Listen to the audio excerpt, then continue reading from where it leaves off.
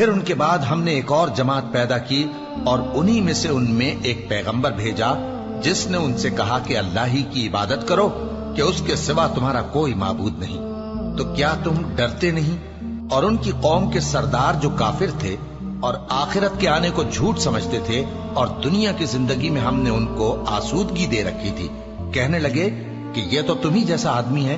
جس قسم کا کھانا تم کھاتے ہو اسی طرح کا یہ بھی کھاتا ہے، اور جو پانی تم پیتے ہو اسی قسم کا یہ بھی پیتا ہے، اور اگر تم نے اپنے ہی جیسے آدمی کا کہا مان لیا تب تو تم گھاٹے میں پڑ گئے۔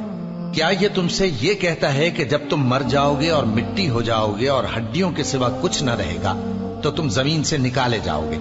جس بات کا تم سے وعدہ کیا جاتا ہے بہت بعید اور بہت بعید ہے۔ زندگی تو یہی ہماری دنیا کی زندگی ہے کہ اسی میں ہم مرتے اور جیتے ہیں، اور ہم پھر نہیں اٹھائے جائیں گے۔